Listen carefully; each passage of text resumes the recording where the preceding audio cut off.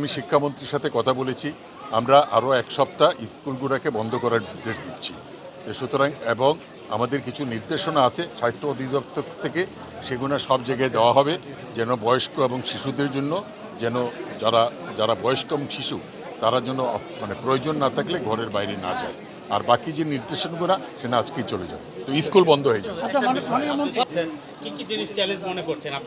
প্রথম চ্যালেঞ্জ হচ্ছে আমি সাধারণ মানুষের কাছে চিকিৎসার ব্যবস্থা পৌঁছে দিই।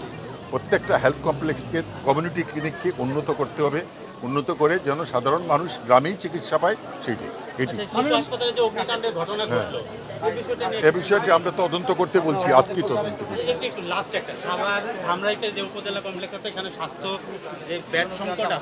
আমরা এটা নিয়ে কাজ করব। এখন তো 100 বেডের আছে, ভবিষ্যতে এটাকে করা যায় কিনা সে নিয়ে কাজ করব।